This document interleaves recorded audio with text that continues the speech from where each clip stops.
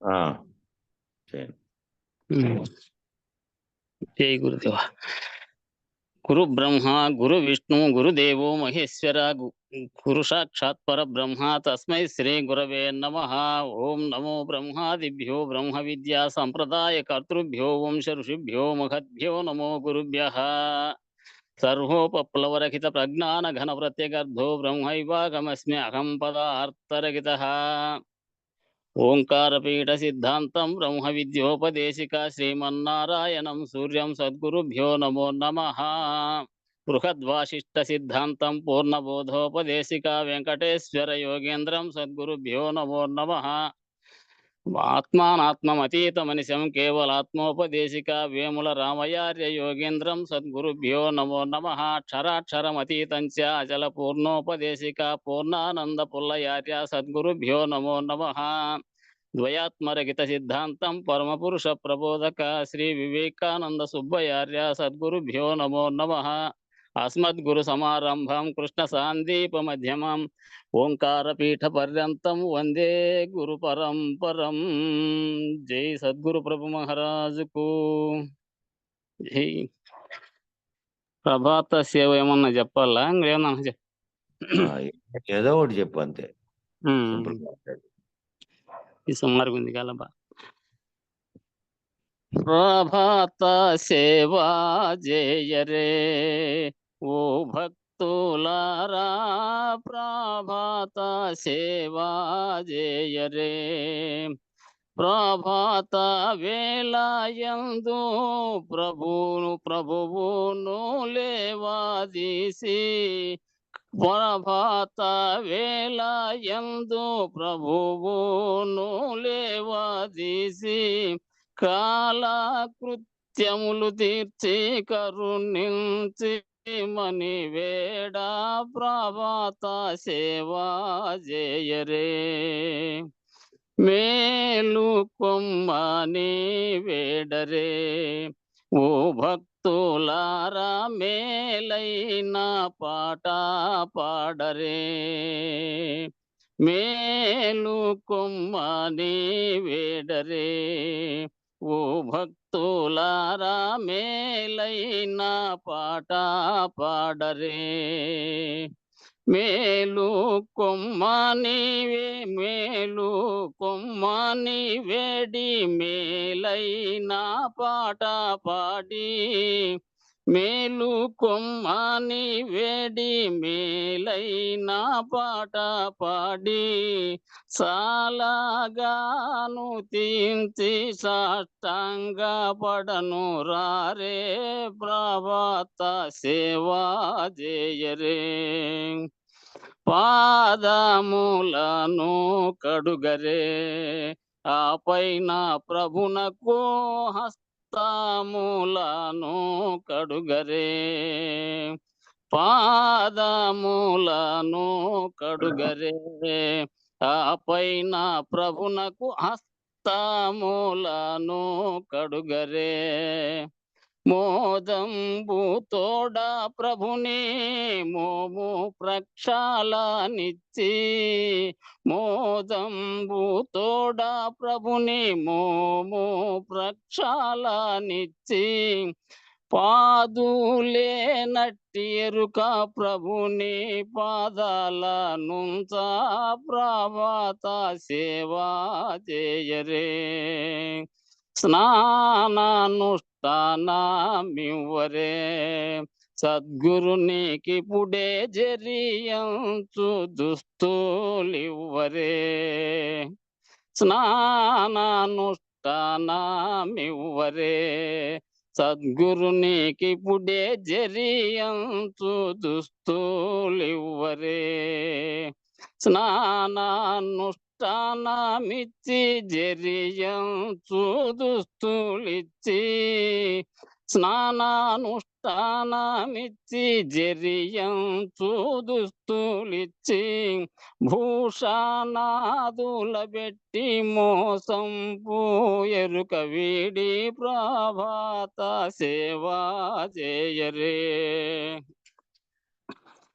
మల్లె మొల్లలు పువ్వులు మందార మాలతి పొగడ గన్నేరు పువ్వులు, మల్లె మొల్లలు పువ్వులు, మందార మాలతి పొగడ గన్నేరు పువ్వులు, కొల్లగా తెచ్చి స్వామికి కోటి పూజలు చేసి, కొల్లగా తెచ్చి స్వామికి కోటి పూజలు చేసి, యుల్లా మలరగా మనము మళ్ళీ పుట్టగా పోమని ప్రభాత సేవా చేయరే.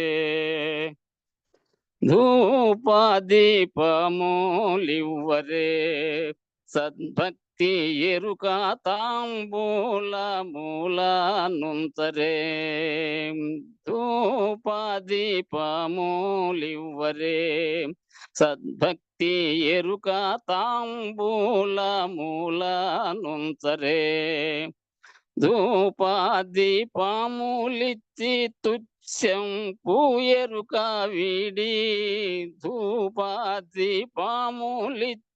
తుచ్చం పూయరుక వీడి, కోపాతాపాలబాసి కోర్కెలన్నీయు వీడ ప్రభాత సేవా చేయరే.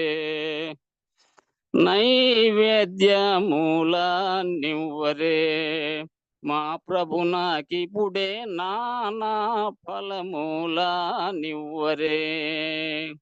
నైవేద్యమూలనివ్వరే, మా ప్రభునికిపుడే నానా ఫలమూలనివ్వరే.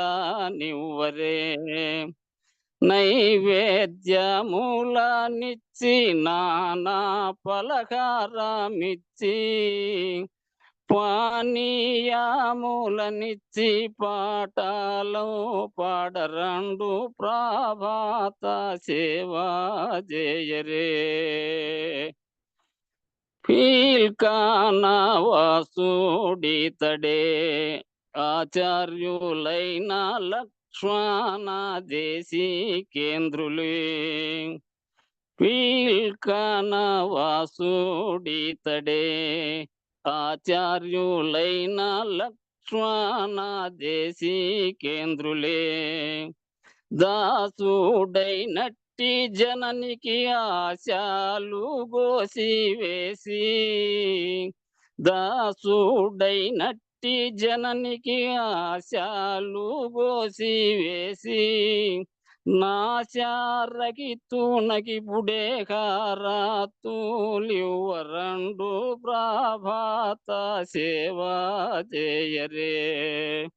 ఓ భక్తులారా ప్రభాత సేవా చేయరే. జై సద్గురు ప్రభు మహారాజుకు జై.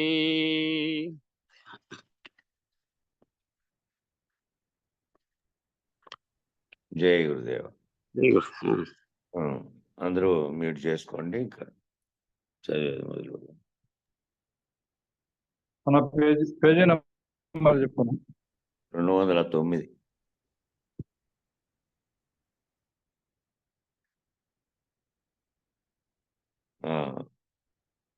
గురువులు అంటే ఎవరు?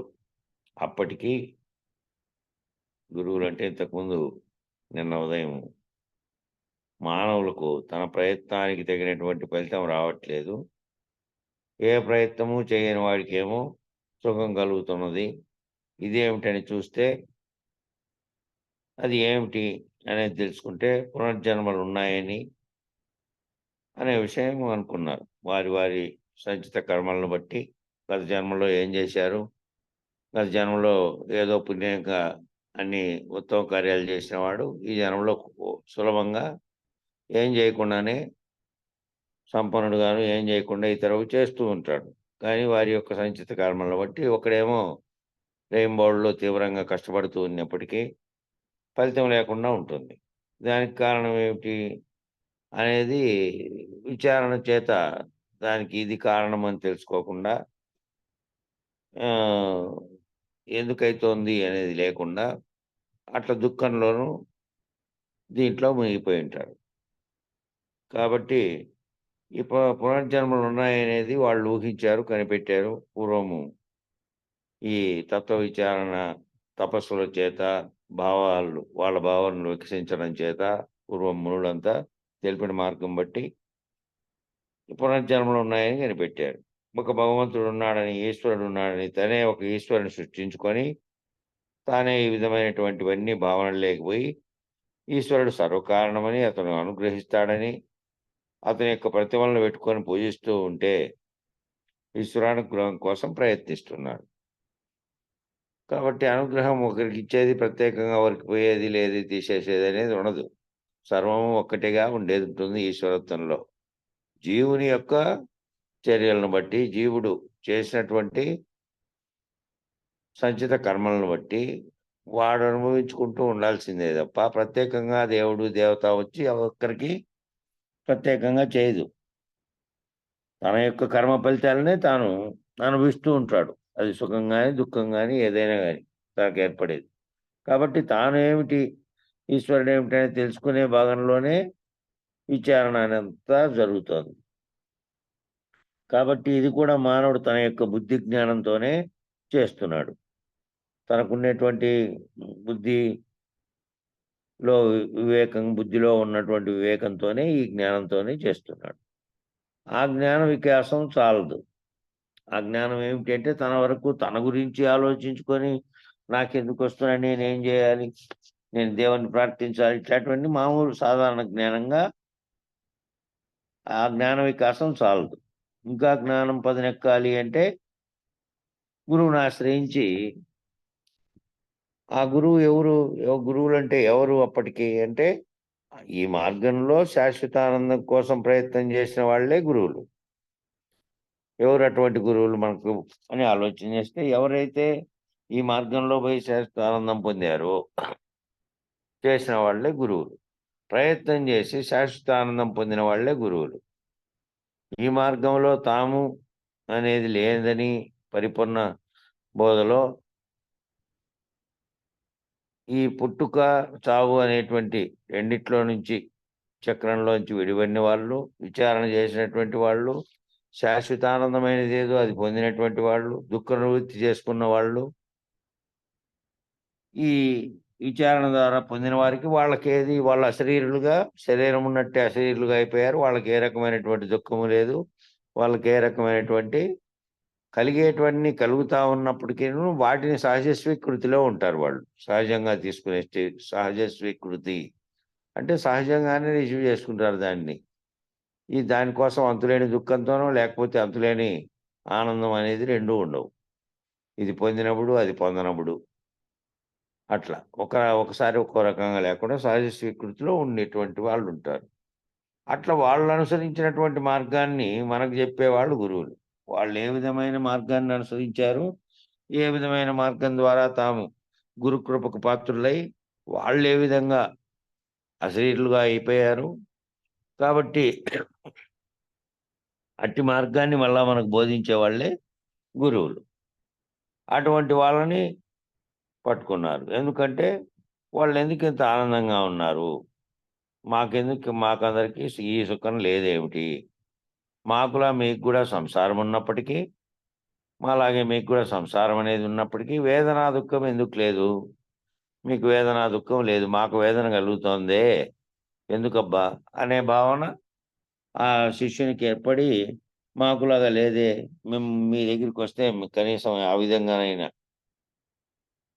కేవలం దుఃఖమే అనేది ఒకటే కాకుండా ఇక వాడికి వేరే రకమైనటువంటి ఈ భావనాపరమైనటువంటి చింతలన్నీ ఏమీ లేనటువంటి స్థితిలోకి వాళ్ళు చేరుకొని బోధిస్తుంటారు. ఏదైనా జరగని రోజువారీ గురు కార్యక్రమం అనేది నాయనగారు ఉన్నప్పుడు ఏదన్నా ఉండని రోజు జరిగే కార్యక్రమం రోజు బుక్ పెట్టుకోవడం, విచారణ జరపడం ఏం కాదు ఇతని. ఇక వేరే రకమైన చింతలు ఉన్నాయి, ఈరోజు ఈ బాధలు ఉన్నాయి అనేది ఏంది లేకుండా అవన్నీ సహజంగా వచ్చే స్వీకృతిలో సహజంగా వస్తున్నాయి లేని పద్ధతిలో ఉండేవాళ్ళు. మాకులా మీకు సంసారం ఉన్నప్పటికీ ఎందుకు వేదన లేదు, ఆ రహస్యం ఏదో మాకు చెప్పండి అని అటువంటి వాళ్ళని గురువుల దగ్గరికి వాళ్ళ దగ్గరికి వెళ్ళారు. పెద్దలంటే అనుభవజ్ఞులు, బ్రహ్మానుభవం ఉన్న వాళ్ళే పెద్దలు. ఎవరైతే బ్రహ్మానుభవం కలిగి బ్రహ్మజ్ఞానం కలిగినటువంటి వాళ్ళు ఉన్నారో వాళ్ళే పెద్దలు. ఇది బ్రహ్మ విద్యలో పెద్దలు అనే పదానికి ఇచ్చినటువంటి అర్థం. బ్రహ్మ విద్యలో పెద్దలు అనే పదానికి ఇచ్చినటువంటి అర్థం ఏమిటి అంటే, వయసు రీత్యా పెద్దలైన వారు అట్లని కాదు. ఎవరైతే బ్రహ్మానుభవం కలిగి ఉన్నారో ఆ బ్రహ్మానుభవం కలిగి ఉన్నవారు వాళ్ళు అట్లాంటి వాళ్ళు బ్రహ్మానుభవం కలిగి దాన్నంతటినీ మళ్ళీ చెప్పగలిగిన వాళ్ళు, శిష్యుల్ని సందేహరహితుల్ని చేయగలిగే వాళ్ళు పెద్దలు. పరమాత్మ అనుభవం ఉన్న వాళ్ళని పెద్దలు అంటారు. ఆ పరమాత్మ అంటే ఈ ఆత్మ అనేది జీవునిలో ఉన్నటువంటి జీవుడు శరీరంగా ఒక నామరూపాత్మకంగా కనపడుతున్న దాంట్లో ఒకటి అధిష్టానంగా ఉండి అది నడిపిస్తోంది. అది ఆత్మ. సమిష్టిగా తీసుకున్నప్పుడు సమిష్టి ప్రపంచాన్ని నడిపిస్తున్నటువంటి సమిష్టి ఆత్మే పరమాత్మ. ఆ పరమాత్మ అనుభవం ఎవరికైతే ఉందో, ఎవరైతే వాళ్ళు వివరించగలరో అటువంటి పరమాత్మ అనుభవం ఉన్న వాళ్ళని పెద్దలు అంటారు. పెద్దలందరూ గురువులు కానక్కర్లేదు. వాళ్ళందరూ గురువులై ఖచ్చితంగా వాళ్ళు మళ్ళా బోధించాలి గురువులై అనంటే వారి వారి వెసులుబాటును బట్టి, వారి వారి తత్వాన్ని బట్టి కొంతమంది మళ్ళీ వాళ్ళ గురువు చెప్పిన దాన్ని వారితో పోకుండా 10 మందికి బోధించాలి. బోధించి వాళ్ళను కూడా తరింపజేయాలి అని ఉండేవాళ్ళు బోధిస్తారు. మిగతా వాళ్ళంతా పెద్దలంతా గురువులు కాలేదే, ఎందుకు కావాలి కంపల్సరీ అనేది ఏం లేదు. వాళ్ళ వరకు తరించి వాళ్ళు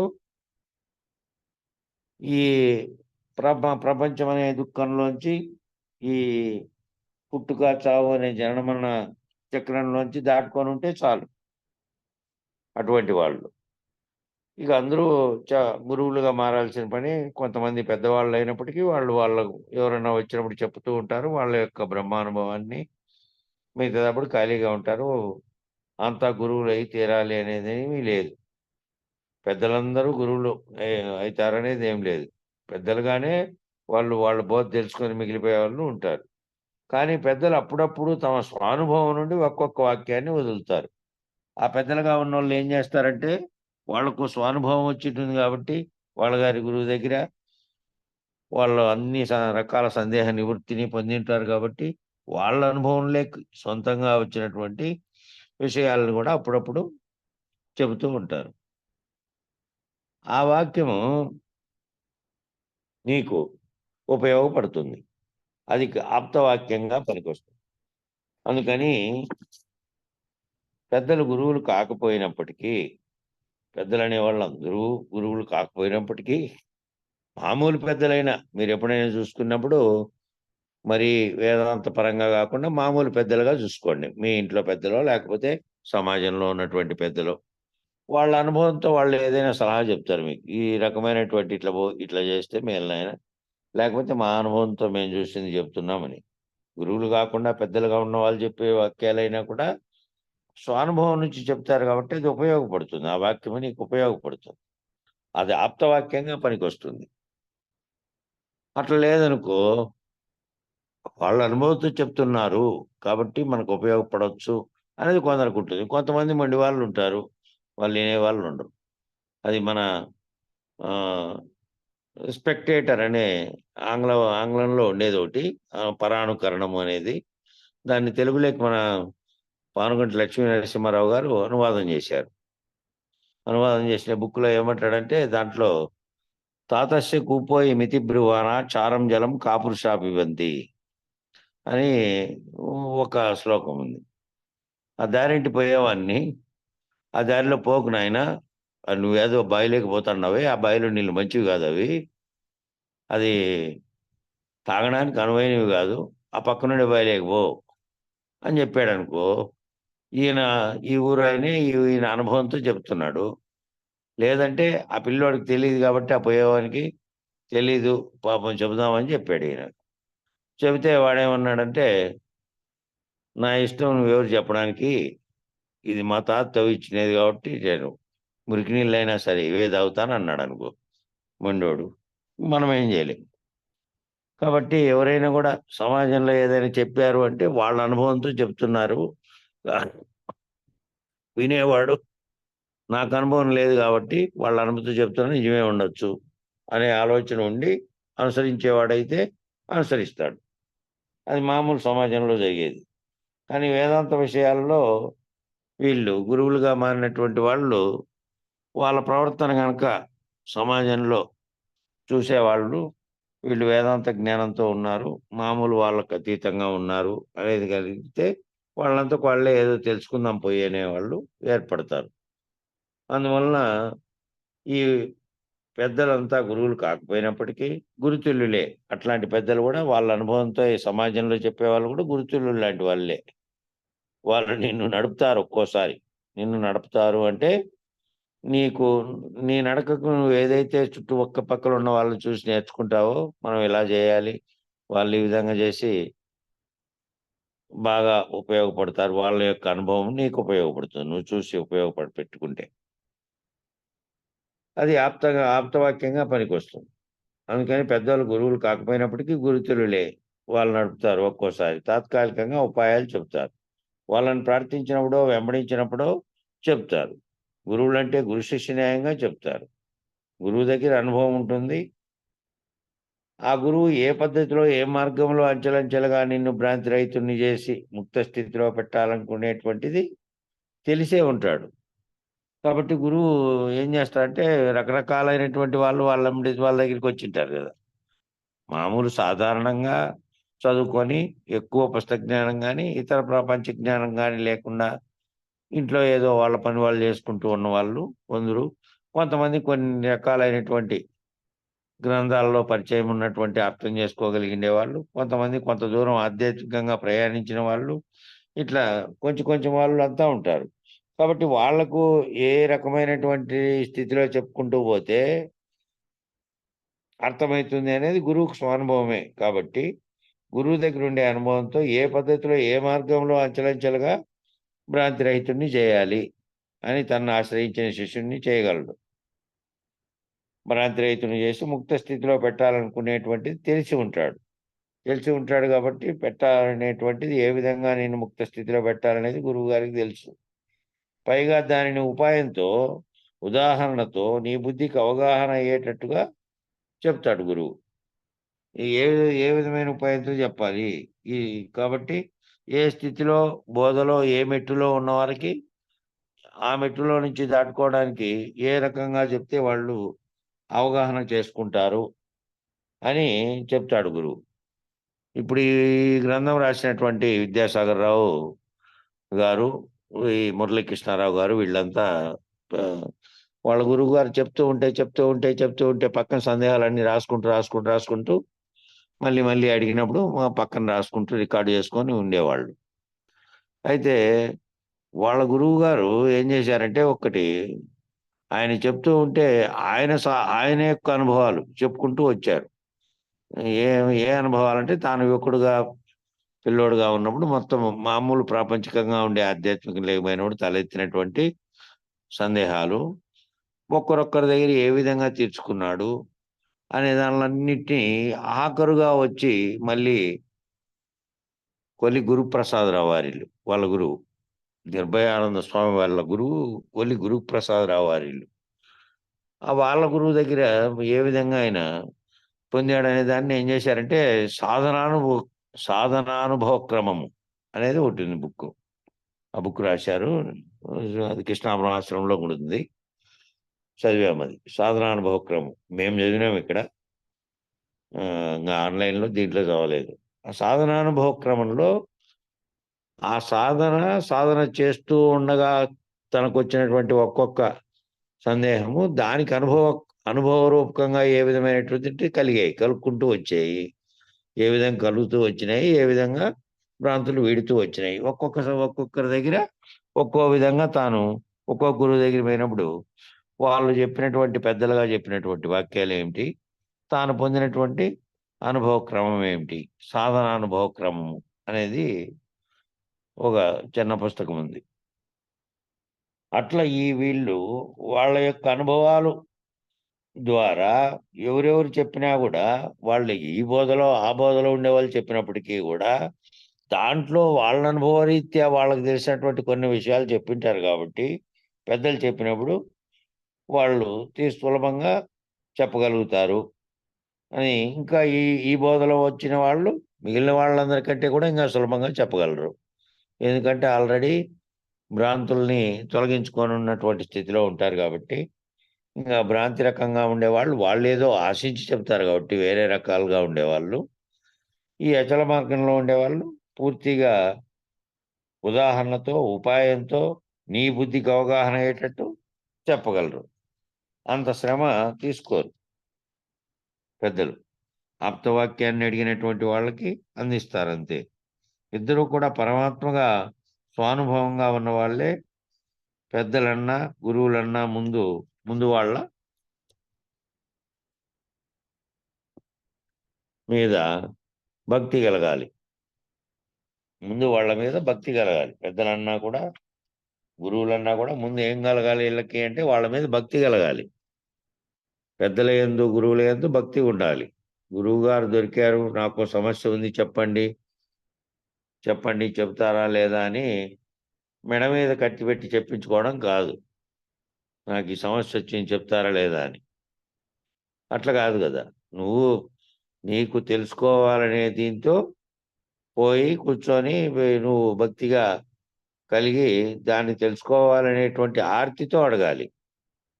అంతేగాని నాకు ఈ సందేహం వచ్చింది, వాళ్ళైతే చెప్తారా లేదు చూద్దాం, వాళ్ళకి ఎంత మాత్రం తెలుసో చాలు అని మనకు అప్పుడప్పుడు ఈయన పుల్లిందులు ఆయన ఫోన్ చేస్తా అంటాడు. చేసి ఆన్లైన్లో మళ్ళీ కొందరిని కలిపి నాకు ఆ సమస్యకి ఇప్పుడు చెప్పు మరి మార్గం ఏందో అని చెప్పి ప్రశ్న వేస్తాడు. ఫోన్లో నిమిషాల్లోనూ ఆ విధంగా ఎట్లా చెప్పేది, ఎవరెవరు గురువు దగ్గర వాళ్ళు పోయి వాళ్ళకి వచ్చినటువంటి సందేహాలని విమర్చుకోవాలి. నిమిషాల్లోనూ క్షణాల్లో చెప్పగలిగేది కాదు, ఏదైనా సందేహం వచ్చింటేను అని అంటారు. కాబట్టి ఏ విధంగా ఉండాలి అంటే నువ్వు భక్తిగా ఉండాలి, ఆ భక్తితోనే అడగాలి, ఆ భక్తితోనే నీకు తెలుసుకోవాలనేటువంటి ఆర్తితోనే అడగాలి. అంతేగాని ఆయన్ను బెదిరించో లేకపోతే ఈయన చెప్పాడే ఈ వాక్యం వాడారు మెడ మీద కత్తి పెట్టి చెప్పించుకోవడం అంటే ఒత్తిడి పెట్టి చెప్పించుకోవడం కాదు. కాబట్టి గురువు మీద భక్తి ఉండాలి, గురువుకి శరణాగతి చేయాలి. గురువు మీద భక్తి ఉండాలి, శరణాగతులై ఉండాలి. గురువుని విసిగించకూడదు. ఆ విసిగించకూడదు. నీ యోగ్యతను బట్టి, నీ అర్హతను బట్టి సమయానుకూలంగా ఎలా చెప్పాలో అలా మధ్యలో నీకు ట్రైనింగ్ ఇస్తూ టైం వచ్చినప్పుడు చెప్తారు. నువ్వు చేసినటువంటి నువ్వు అర్థం చేసుకునే స్థితిని బట్టి, ఏ విషయాన్ని ఎంతవరకు అర్థం చేసుకోవో అర్హతను బట్టి గురువు చెప్తా పోతారు. అలా మధ్యలో నీకు ట్రైనింగ్ ఇచ్చుకుంటూ ఇదిగో ఇట్లా చేయి, ఇట్లా తెలుసుకోమని టైం వచ్చినప్పుడు అన్నీ చెప్తా పోతారు. నువ్వు ఎదుగుదలను బట్టి, నీకుండేటువంటి ఆతృతను బట్టి. నీకు కూడా భక్తి, ఆతృత రెండు అది తెలుసుకోవాలనే భావం ఉంటుంది కాబట్టి దాన్ని బట్టి చెప్తారు. ఎన్ని సంవత్సరాల బోధ చేయకుండా నీ చేత సేవ చేయించుకున్నా కూడా గురువు మీద ద్వేషం పెంచుకోకూడదు. ఆ గురువు గారు ఊరికే సేవ చేయించుకుంటున్నారే నా చేత, ఎన్ని సంవత్సరాల అబ్బాయి ఇది అని గురువు మీద ద్వేషం పెంచుకోకూడదు అని అంటున్నారు. అంటే ఎందుకంటే ఒక్కొక్కటిగా పోయేది ఒకటి. వాళ్ళ యొక్క ఆధ్యాత్మిక ప్రయాణంలో వాళ్ళు సొంతంగా వాళ్ళ మనసులో ఎంతవరకు తమంతకు తాముగా ఎదగలరో దాన్ని బట్టి వేగంగా అయిపోతుంది కొంతమందికి చాలా కష్టం. అంటే ప్రాథమిక స్థాయిలో నుంచి ఒక్కటొక్కటిగా తెలుసుకోవాలి కాబట్టి చాలా సమయం పడుతుంది. అంతేగాని ఆ విధంగా నేను సేవ చేస్తున్నాను, చాలా ఏళ్ళు అయిపోతుంది అనే ద్వేషం పెంచుకోకూడదు, విసిగించకూడదు గురువుని. ఆయనకి నీకెప్పుడు చెప్పాలనిపిస్తే అప్పుడు చెప్పేదాకా వేచి నిరీక్షించి ఉండాలి. అది గురుభక్తి అంటే. సేవలు అంటే శుశ్రూషలు, అంగస్థాన భావ శుశ్రూషలు. గురువుకి స్థూలంగా, తర్వాత సూక్ష్మంగా చేయాలి. ఈ గురువుకు మొదటి స్థూలంగానంటే మొదటిగా చేరినటువంటి గురువుకు కొత్తగా పోయినటువంటి వాడు పాద నమస్కారం చేయడము, శుశ్రూషలు చేయడం, సేవ చేయడం అన్నీ భౌతికంగా చేస్తాడు.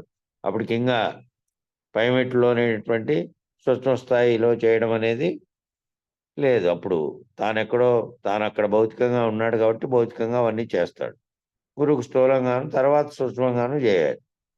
తర్వాత స్థితిలో సూక్ష్మ స్థితిలో చేయాలి. తర్వాత శిష్యుడు గురువులో మమేకమైపోయి పద్ధతిలో మళ్ళా మమేకమైపోయే పద్ధతి అంటే ఇద్దరు రహితం చెందేటువంటి గురువుగారు ఏదైతే బోధించారో నువ్వు ఆ స్థితికి చేరుకొని తాను కూడా తాను రహితుడైతే ఇక ప్రత్యేకంగా లేరు కాబట్టి ఏ గురువు అయితే నీకు బోధిస్తున్నాడో ఆ గురువు అశరీర గురువు ఎరుకలోకి వచ్చి ఇదంతా వేదాంత బోధ వివరించి ఈ లేనిదంతా కేవలం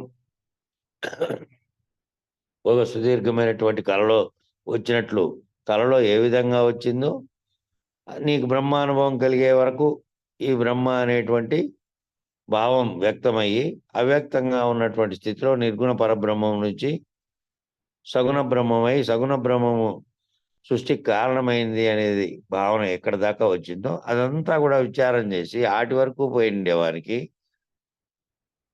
అది కూడా లేనటువంటి స్థితిలో అది కేవలము మాయ చేత మాయ అనేది ఒక తనకు ఆ సాన్నిధ్యం చేత మాయ సాన్నిధ్యం చేత ఇదంతా కల్పించబడింది.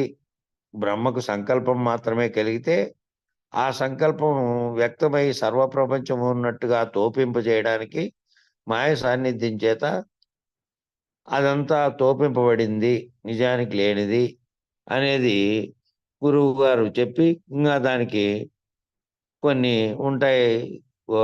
తనరహితం చేసేటువంటి మార్గాలు తెలిసినటువంటి గురువు ఆ మార్గాల ద్వారా నేను రైతుని చేసినప్పుడు నువ్వు అప్పుడు వేరుగా నామరూపాత్మకమైన వ్యక్తిగా లేదా శిష్యుడుగా లేదా ఇంకోటిగా లేవు. ఇంకా గురువుగాను అక్కడ గురువు లేరు.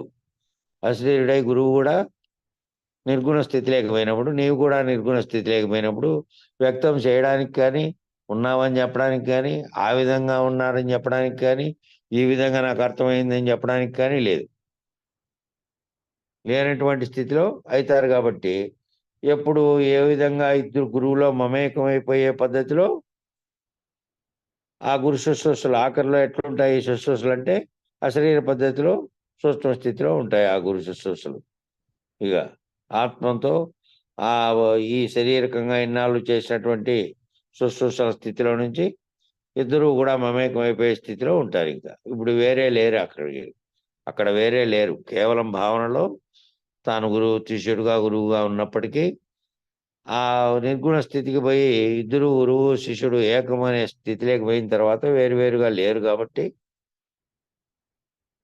అప్పుడు చేసేటువంటి సేవలు నీ యొక్క హృదయంలో చేసే సేవలుగా ఉంటాయి, బాహ్యంగా చేసేటువంటి సేవల్లా కాకుండా.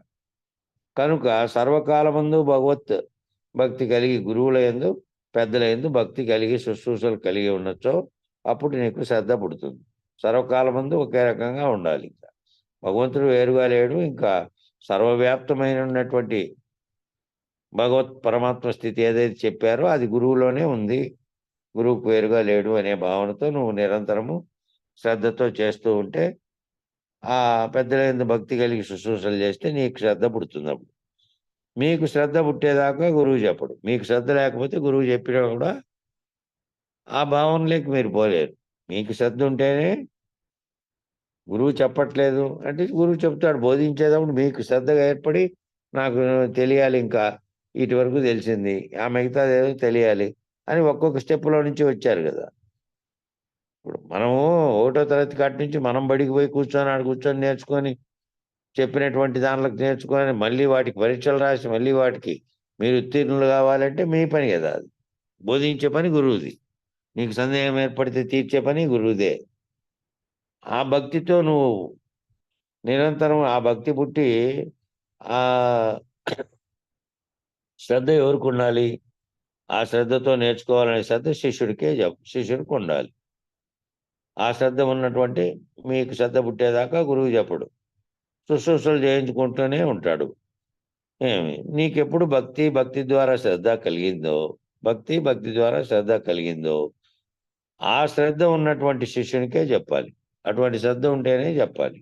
ఎందుకని అంటే శ్రద్ధావాన్ లభతే జ్ఞానం, ఎవరు శ్రద్ధావంతుడో వానికి జ్ఞానం అబ్బుతుంది అనేది ఆ పైన చెప్పినటువంటి ఆ సంస్కృత వాక్యానికి అర్థం. శబ్దావాన్ లభతే జ్ఞానం, అంటే ఎవరికి శ్రద్ధ ఉంటుందో, ఎవరు శ్రద్ధావంతుడో వాళ్ళకి జ్ఞానం అబ్బుతుంది. శ్రద్ధ లేని వారికి ఎంత చెప్పినా అతను మనోవ్యాపకంలో ఉంటాడు. ఇక శ్రద్ధ లేదు అనుకో, మనోవ్యాపకంలో ఉన్నప్పుడు మనస్సు ఎట్లా పోతే ఎట్లా ప్రాపంచిక విషయాల పట్ల తాదాత్మ్యం చెందడం అని మొన్న వచ్చిందే. శరీరం యొక్క విషయాల్లో తాదాత్మ్యం చెందడం, మళ్ళా తాదాత్మ్యం చెంది ఏవైతే తాను అనుభవించి ఉంటాడో, ఆ అనుభవించి ఉన్న విషయాలు మళ్ళా వాసనలుగా మారి ఉంటాయో తనలో, మళ్ళీ అవన్నీ వ్యాపకంలోకొస్తూ తన బుద్ధి యొక్క దీంట్లోకొస్తూ బుద్ధి యొక్క వివేకాన్ని వినియోగించడు. అట్లుండేవాడు. బుద్ధి వివేకంతో లేకుండా గురువుగారి దగ్గరికి పోయినప్పుడు కూడా విచారణ ఒక పక్కన జరుగుతుంటే మనోవ్యాపారంలో ఉంటాడు. మనస్సు పోతూ ఉంటుందన్నమాట.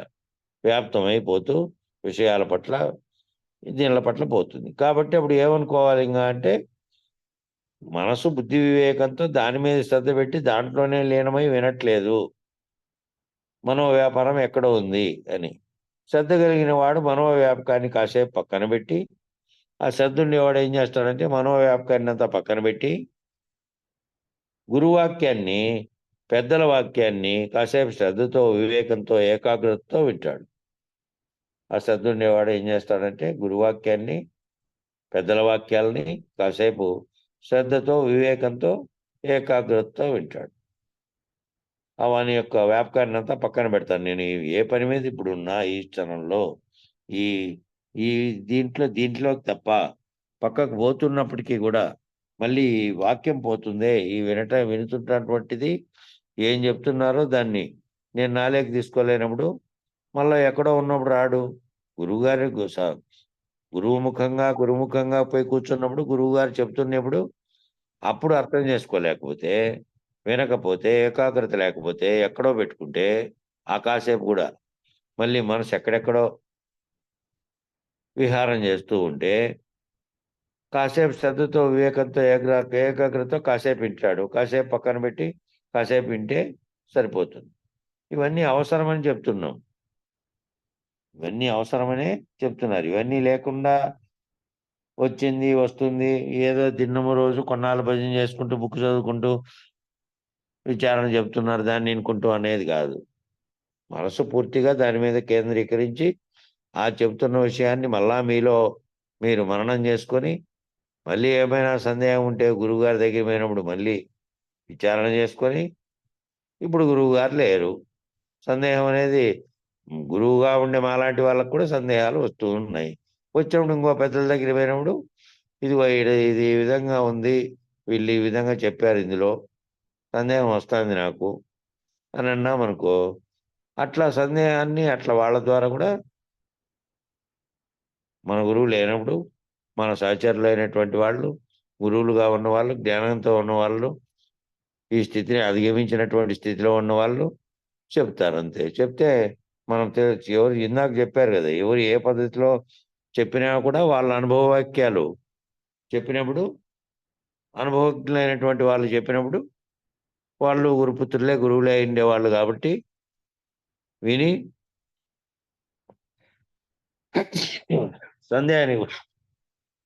సందేహాన్ని నివృత్తి చేసుకోవాలి. చేసుకుంటూ నీకున్నటువంటిది శ్రద్ధ అట్లాగే కొనసాగితే అప్పుడు ఇవన్నీ నీకు ఒక్కటొక్కటిగా సందేహ నివృత్తి కలుగుతూ పోతుంది. లేదు ఊరికే విన్నంతసేపు మాత్రమే విని మళ్ళా మననం చేసుకోకుండా వాటిని సొంత స్వానుభవంలోకి తీసుకోకుండా ఉంటే, స్వానుభవం అనేది చాలా ముఖ్యమైనది. ఎవరికి వాళ్ళు కనుక మళ్ళీ ఈ బోధలో తెలుసుకున్నటువంటి విషయాలు మళ్ళా వాళ్ళ స్వానుభవంలోకి తీసుకోకపోతే తాము మళ్ళా ఊహించి తనకు మళ్ళా సందేహాలు ఏర్పడతాయి అనేది రాదు. ఎప్పుడైతే తాను మళ్ళీ ఈ చెప్పిన దాన్ని అంతటినీ తాను స్వయంగా ఆలోచన చేసుకుంటే, మననం చేసుకుంటే తప్ప చేసుకున్నప్పుడు ఏర్పడే సందేహాలని మళ్ళీ తీసుకోవచ్చు. మళ్ళీ వాటిలో ఏర్పడే సందేహాలని గురువుగారు తీర్చుతారు. కాబట్టి ఇవన్నీ ఎందుకింత వివరంగా చెప్తున్నామంటే, గురువు దగ్గరికి వచ్చే పద్ధతి ఏమిటి, మంచి వాక్యాలు, అనుభవ వాక్యాలు, మార్గదర్శక వాక్యాలు అవసరమైతే నిన్ను తిట్టి కొట్టి దగ్గరుండి నిన్ను నడిపించే గురువు నీకు కావాలి. ఆ విధంగా ఎవరు చెప్పేది ఆ విధంగా? అంటే ఆ కాలంలో అట్లా కొట్టి తిట్టి చెప్పినారు కానీ ఇప్పుడు ఈ కాలంలో ఏమవుతుంది? వెంటనే ముందు నేననే అహం వెంటనే ప్రవర్తిస్తుంది. వెంటనే నీకు తెలియదు, నీకు ఈ విధంగా ఉంది, నీకు రాదు పో, నువ్వు ఇంకా కొంచెం నేర్చుకొని రాపో, లేకపోతే నువ్వు ఈ స్థితిలో ఉన్నావని అన్నారనుకో, ఇంక అప్పుడే మళ్ళా ఎందుకంటే శరీరాభిమానం, ఆత్మాభిమానం ఇవన్నీ అహంగా మార్పు చెందుతాయి కాబట్టి ఆ రకంగా ఆలోచన చేస్తారు.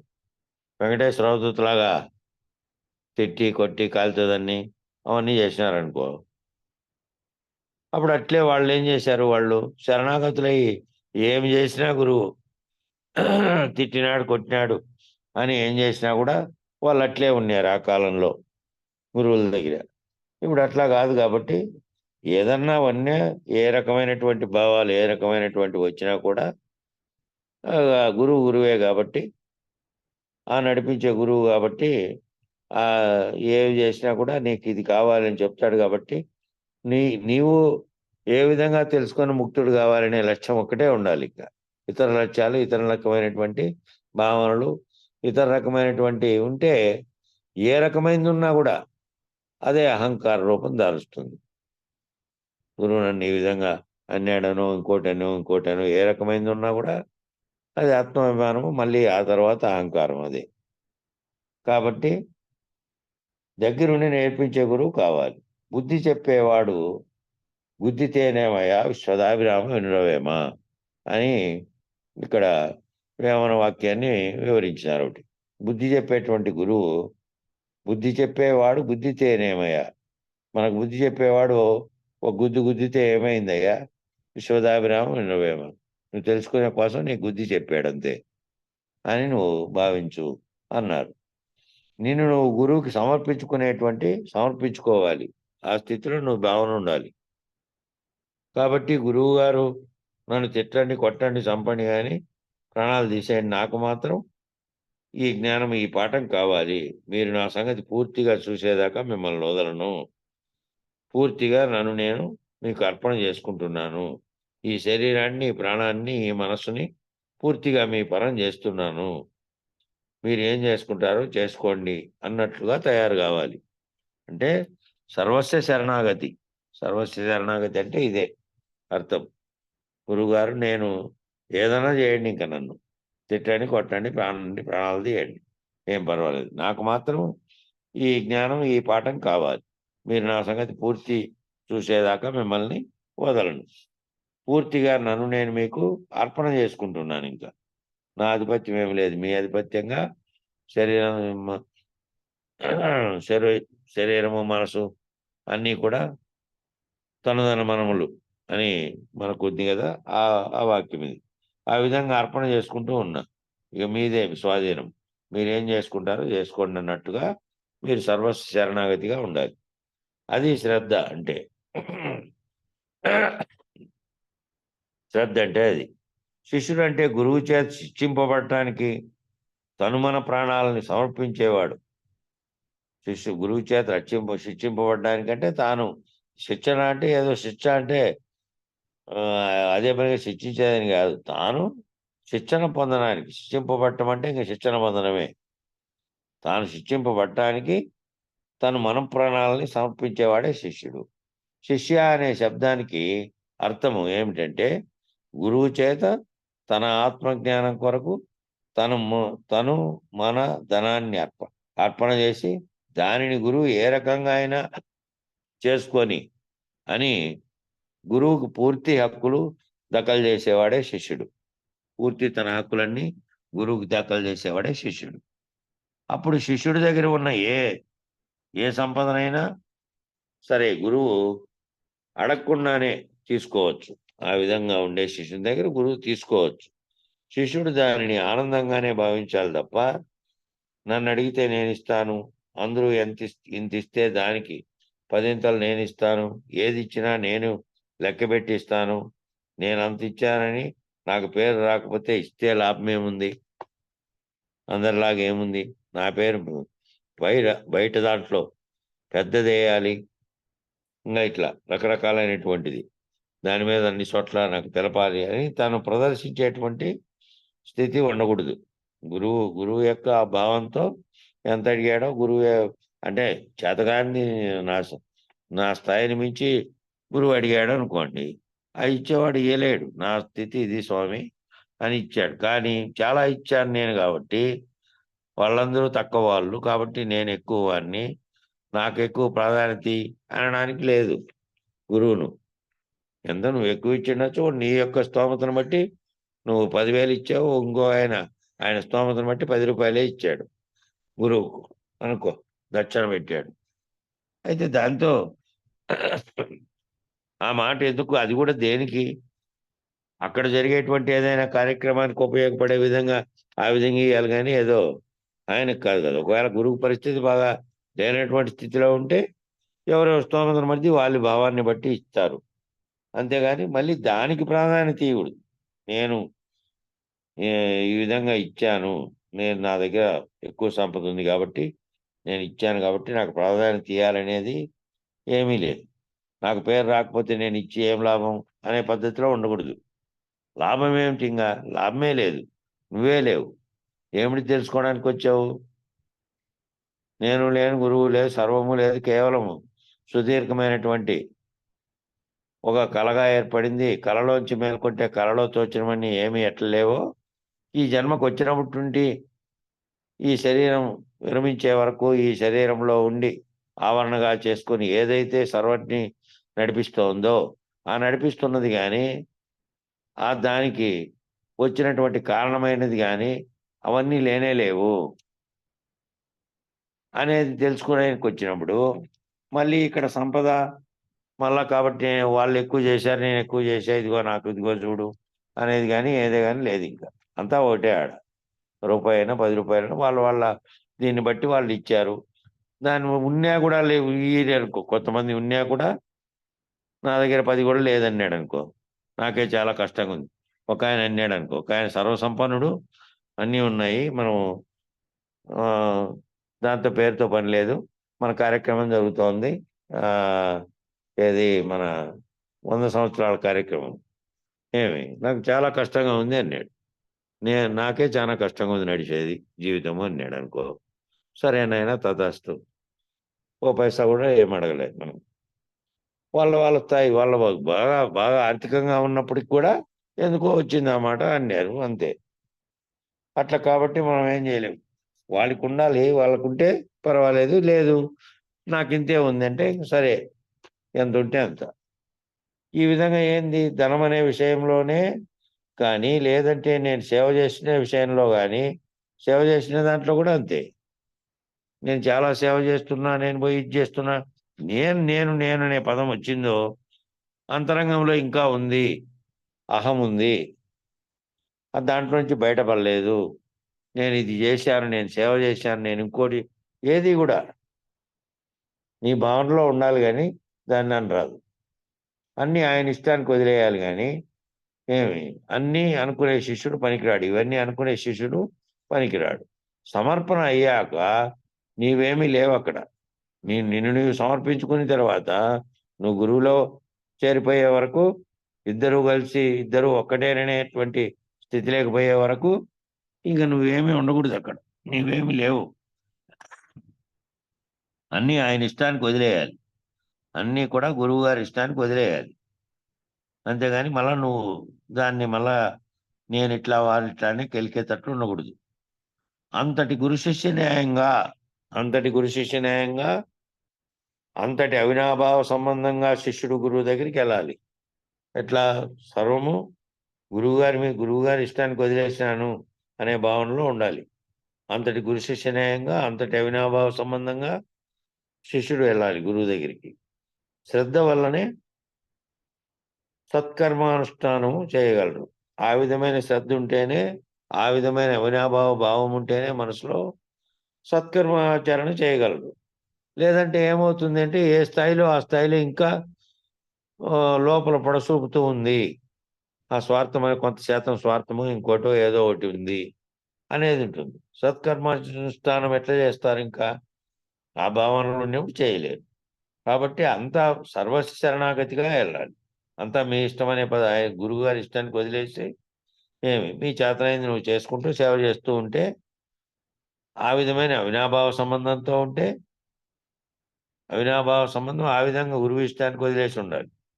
శ్రద్ధ వలనే సత్కర్మానుష్ఠానం. మళ్ళా గురువు కూడా అట్లా ఆ విధమైన స్థితిలోనే గురువు కూడా ఉండాలి. మళ్ళా గురువు చాలా ఇదిగా ఉంటే పీడకుడో ఇంకోటో పీడించే వ్యక్తో, లేకపోతే స్వార్థం చూసుకునే వ్యక్తో, సమానత్వం చూపలేని వ్యక్తి అట్లా ఉన్నారనుకోండి, మళ్ళీ అక్కడ పనికిరాదు ఇది.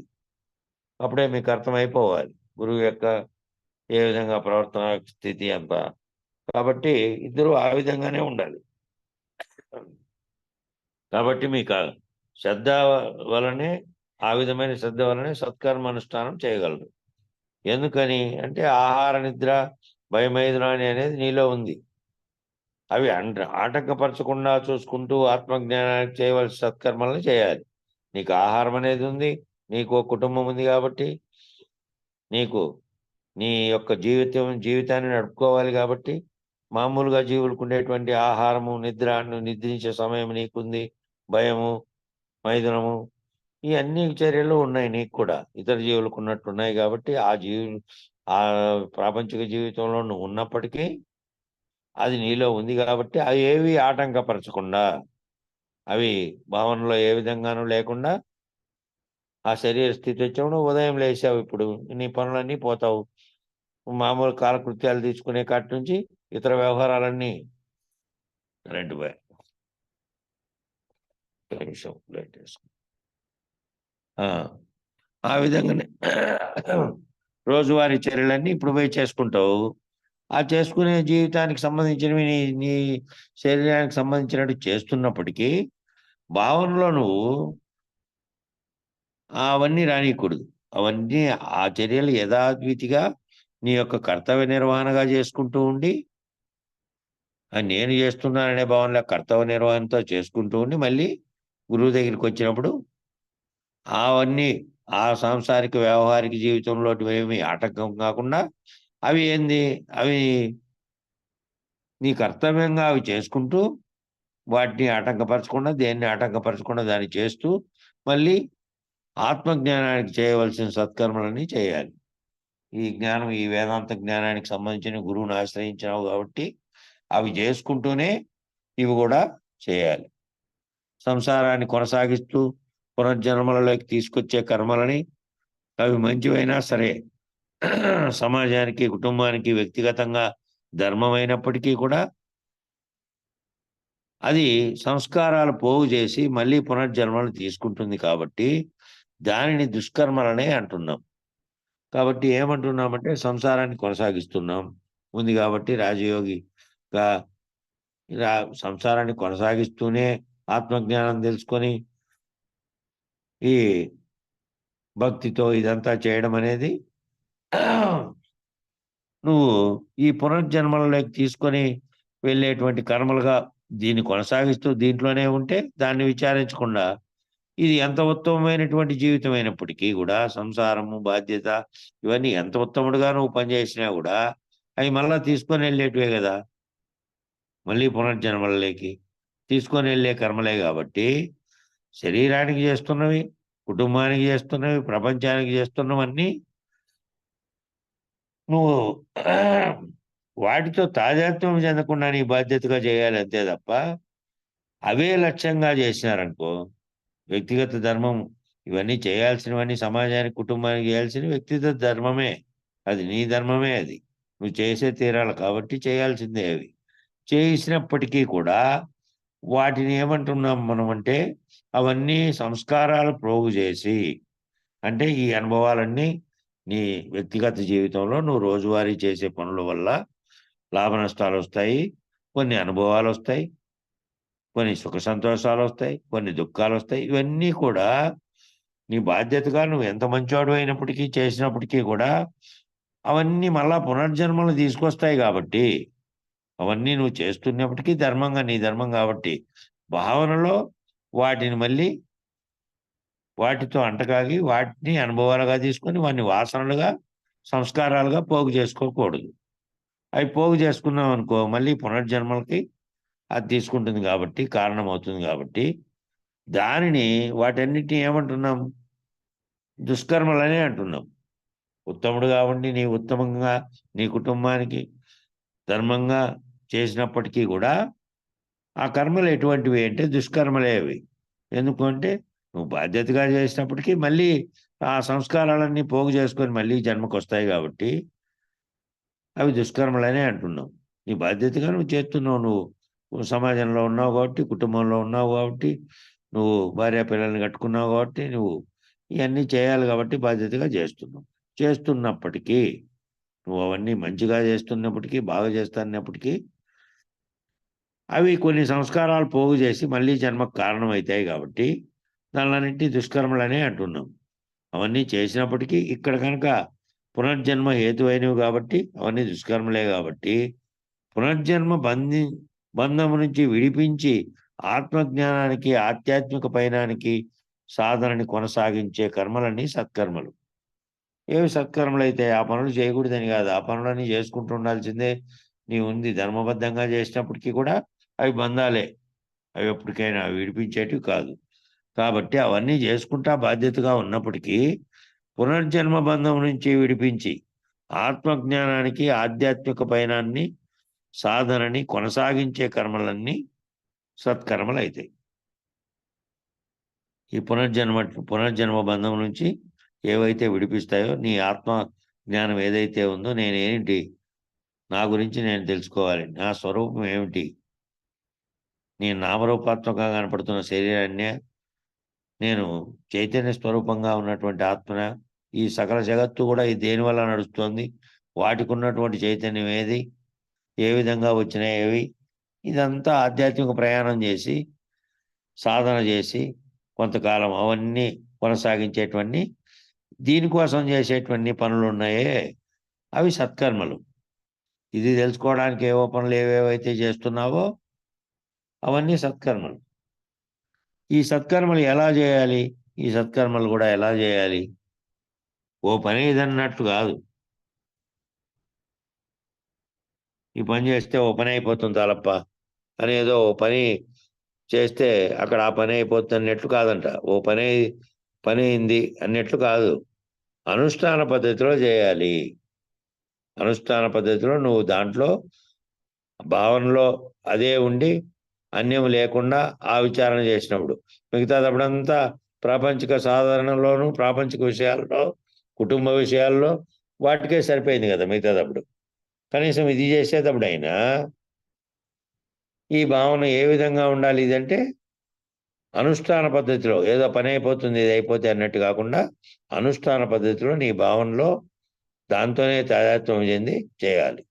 ఇప్పుడు శివుని జపం చేస్తున్నాము, ఓం నమః శివాయ అని, ఈ సత్కర్మ అనుకో. ఈ సత్కర్మ ఎట్లా చేయాలి, ఏదో చేస్తున్నాము ఆ దాంట్లో పట్టుకొని 108 సార్లు అయిందా లేదా అని దారం తిప్పుకుంటూ ఆ పద్ధతిలో కాదు, అనుష్ఠాన పద్ధతిలో చేయాలి, ఉపాసనా పద్ధతిలో చేయాలి. చిట్ట చివరికి ఏమైపోవాలంటే శివుడిలో నువ్వు తాదాత్మ్యం చెంది నువ్వే శివుడయ్యే ఫలితం రావాలి చేసినందుకు. అట్లా రావాలి అంటే నువ్వు భావనలో నిలుపుకోవాలి. పైన ఊరికే చేస్తూ మాటలో అనుకుంటూ భావంలో అనుష్ఠాన పద్ధతిలో లేనప్పుడు ఫలితం రాదు. ఈ అనుష్ఠాన ఫలితం ఏమిటంటే చివరికి నువ్వే శివుడు అవ్వాలి, నువ్వే శివుడు అనే స్థితికి పోవాలి. కొంతమంది రామకోటి పుస్తకాలు రాస్తారు, అది అనుష్ఠానంగా లేదు. ఎందుకంటే పేపర్లు నింపి కోటి పూర్తి చేయాలి అనే లక్ష్యం ఒకటే ఉంటుంది. బిరిబిరి రాసుకుంటూ పోతే శ్రీరామ శ్రీరామ శ్రీరామ అని పేపర్ అంతా నింపుకుంటూ పోతే ఓ పేపర్కి ఒకవైపు 100 పడితే రెండో వైపు 100 పడితే 200 అయితే అట్లా 4 పేపర్లు రాశారమ్మా ఈరోజు 800 అయింది. ఎప్పుడెప్పుడు పూర్తి చేయాలో. ఆ రాయడం పూర్తి చేయడం అనేదే ఉంది కానీ రాముడు అనే శబ్దం దానికి అర్థం ఏమిటి, రాముడు అని పేరు వచ్చింది కదా, దానికి అంతకుముందు పేరు రాముడు అనే పేరు రాముడికి ఎందుకు పెట్టారు, అంతకుముందు ఆ పేరే లేదు కదా, ఆ పేరు పెట్టకముందు మరి వాళ్ళు ఏంటికి తీసుకున్నారు దాన్ని. రామః అనే సంస్కృత శబ్దం నుంచి వచ్చింది అది, దానికి మన తెలుగు వాళ్ళు డు అనే ప్రత్యయం చేర్చింటే రాముడు అయింది. అసలుగా పేరేంటంటే రామః అంటే ఎల్లప్పుడూ ఆత్మభావంతో రమించేవాడు అని. అట్లా కాకుండా దాని భావంతో లేకుండా పేపర్ తీసుకొని పేపర్లన్నీ అయిపోయేటట్టు కోటి పేపర్లు రాస్తానే రామకోటి రాసేసాను నేను పేపర్లన్నీ పెట్టుకొని సంవత్సరమో 2 ఏళ్ళలో 3 ఏళ్ళలో అదే పనిలో ఉంటూ రామకోటి రాయడం. సత్కర్మానుష్ఠానం వలన జ్ఞానం కుదురుతుంది. సత్కర్మలంటే మోక్ష మార్గానికి సాధనా పద్ధతిలో పెద్దలు నిర్ణయించినవి ఉన్నాయి. అది శ్వాస మీద ధ్యాస కావచ్చు, గ్రంథి భేదనం కావచ్చు, బ్రహ్మగ్రంథి, విష్ణు గ్రంథి, రుద్ర గ్రంథి అని దాన్ని భేదించడం కావచ్చు, కుండలిలో మూలాధారం నుంచి సహస్రారం దాకా నడుపుతూ మూలబంధంతో మూలాధారం కంటే కిందికి దిగకుండా ఆపడము, ఉద్యాన బంధంతో మరిపూరకానికంటే కిందికి దిగకుండా ఆపడము, ఈ బంధాలన్నీ ఈ జాలంధర బంధంతో విశుద్ధి నుంచి కిందికి దిగకుండా చేయడము, ఇలా బంధత్రయాన్ని వాడుకుంటూ అట్లా ఆజ్ఞాచక్రానికి సహస్రానికి తీసుకెళ్లే సహస్రారం దాకా తీసుకెళ్ళాలి. ఆజ్ఞాచక్రం దాకా నీ సాధన అవుతుంది. కనుక పట్టు ఉంటే సహస్రానికి చేరుతావు. ఈ విధంగా కొన్ని రకాలైనటువంటి ఎన్ని రకాలు సూచించిందే, కొన్ని రకాలైనటువంటి ఆసనాలతో, కొన్ని రకాలైనటువంటి ఇందాక చెప్పినటువంటి ఈ శ్వాస మీద ధ్యాస పెట్టి దాన్ని గాలిని తీసుకెళ్లి బంధించి మళ్ళీ సహస్రారంలో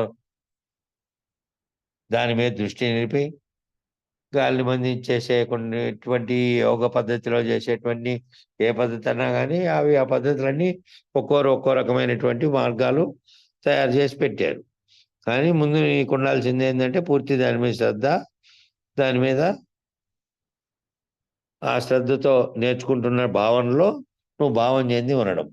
భావం దాని మీద చెందకుండా ఒకవైపు మనం చేసుకుంటూనే ఇక్కడ రామకోటి రాసుకుంటూనే లేదంటే ఇంకోటి ఏదో మంత్రం చెప్పించుకుంటూనే మనసు మాత్రం అనేక విధాలుగా వ్యాప్తంగా అయిందనుకో, ఎక్కడెక్కడో పోయి అప్పుడు ఉపయోగం లేదు. ఇంకా చేసిన ఉపయోగం లేదు. నోటితో స్మరిస్తానే ఉపయోగం లేదు, చేత్తో బుక్కులో రాస్తానే ఉపయోగం లేదు. కాబట్టి నీ భావనలో ముందు అది ఏ దాని మీదకి దృష్టి పెట్టావో దాంతో అనుష్ఠాన పద్ధతిలో ఉంటే సరిపోతుంది. జై గురు. సమయం అయిపోయింది, కరెక్ట్గా ఆటకైపోయింది. మంగళం చెప్పన్నా.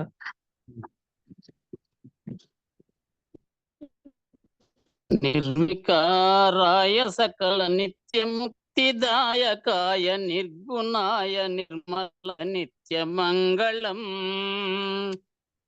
సగుణ నిర్గుణ రహితాయ సంకల్పవర్జితాయ సర్వసాక్షతీతునకు సత్యమంగళం సత్తు చిత్తు సమసిపాయ శత్రు సంహారనాయ ఒత్తిలేని దీపము నీకిత్తు మంగళం శ్రేష్టలన్నీ ఉడిగిపాయ చేసేదేమి లేకపాయ శేషమ్మ మనసు మీలో చేరే మంగళం పరిపూర్ణాయ సకల భవ్య దివ్య రూపాయ పరశురామాయ సీతారామ మంగళం.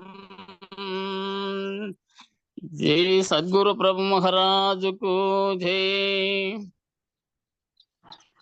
జై గురు. మంగళం గురు.